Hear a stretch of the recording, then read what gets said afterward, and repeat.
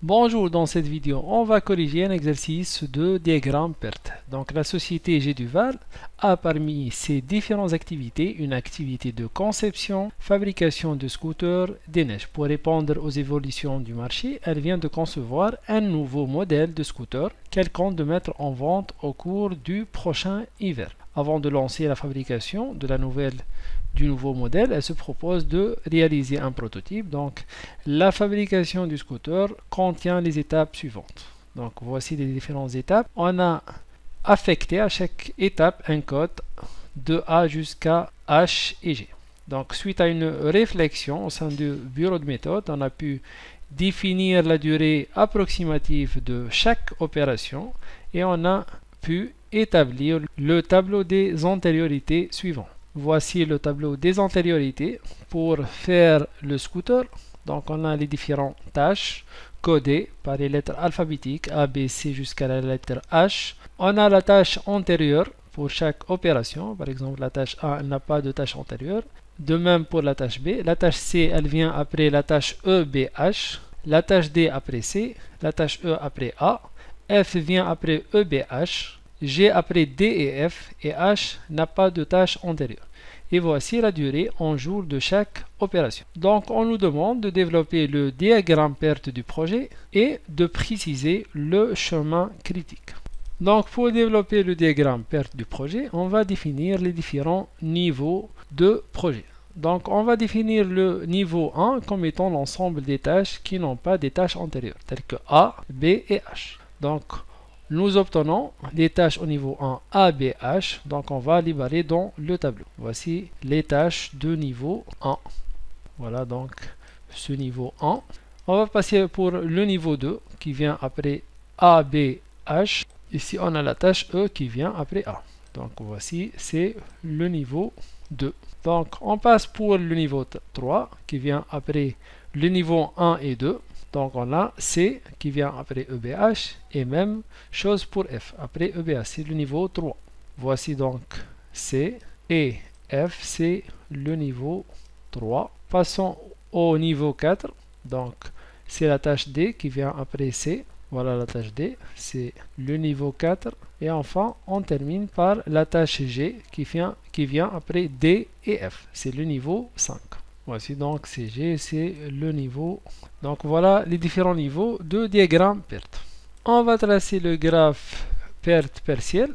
Donc on commence par le niveau 1. Donc le premier nœud, voici A entre le nœud 1 et le nœud 2. Avec 2, c'est la durée de la tâche A. Même chose pour B, c'est le niveau 1. Sa durée, c'est une journée. Et H, elle appartient au même niveau, niveau 1. Entre le nœud 1 et le nœud 3 ici, donc sa durée c'est 3 jours. Passons maintenant au niveau 2. Donc ici on a la tâche E, sa durée c'est 1 entre ce nœud là et ce nœud là. On va par la suite voir les tâches fictives x0. On passe par la suite au niveau 3. On a la tâche C qui vient après EBH. Donc voilà E, B et H. Donc pour continuer la flèche, donc on va ajouter ici une tâche fictive de durée 0 entre C et B. Même chose pour H. Donc on va ajouter une tâche fictive par cette flèche là de durée x égale 0. Et pour la tâche F qui appartient au niveau 3, donc elle vient après EBH aussi. Donc pour cela on a ajouté donc des tâches fictives x0. Donc F et C sont deux tâches convergentes parallèles qui appartiennent au niveau 3. On passe au niveau suivant. Donc on a D qui vient après C. Donc ici D après C. Et enfin on termine par la tâche G de durée 1. Donc G vient après D et F. Voici D. Mais F ici on va ajouter une tâche fictive de durée x égale 0. Voilà donc le graphe perte partielle. Donc on va terminer les dates ici dans les trous, dans le cercle, le numéro de l'étape, la date la plus tard et la date la plus tôt. Voilà donc comment on peut terminer les cercles du graphe perte. Ici on va mettre le numéro de l'étape, ici on va mettre la date au plus tôt et ici on va mettre la date au plus tard. Pour calculer les dates au plus tôt, donc on a ici la première étape 1, ou le nœud 1, le nœud 2, 3 et 4. Donc 0 plus la durée de 2, de A qui est 2, donc 0 plus 2, ça donne 2. 0 plus la durée de B qui est 1, 0 plus 1, ça donne 1. 0 plus la durée de H qui est 3, ça donne 3. Voici comment on peut déterminer les dates au plus tôt. Pour le nœud 5, donc 2 avec la durée de E, ça donne 3, et on a 3. 1 plus 0, ça donne 1, et 3 avec 0, ça donne 3. Donc on a 3, 1, 3, on va prendre le maximum. Le maximum en 3 et 1, ça donne 3. Donc 1, c'est à éliminer. Toujours pour les dates au plus tôt, on va prendre le maximum entre les trois durées, ou les durées en parallèle. Passons maintenant au 6, donc 3 plus 1, ça donne 4. Voici 4, la durée au plus tôt. Et 3 plus 2, ça fait 5. Pour le nœud 8, c'est 4 plus 2, ça donne 6. Et pour 5 plus 0, la tâche fictive, ça donne 5. On a dit qu'on va prendre la durée maximale. Donc ici, on va prendre 6. Voilà, donc 6 avec 1, ça fait 7. Donc c'est le diagramme perte au plus tôt. On va par la suite déterminer les dates au plus tard. Et on va commencer par la dernière tâche. On commence par le dernier nœud. Donc par la dernière date qui est 7. 7 moins 1, ça fait 6. Donc c'est le nœud 8 ayant la date la plus tard 6.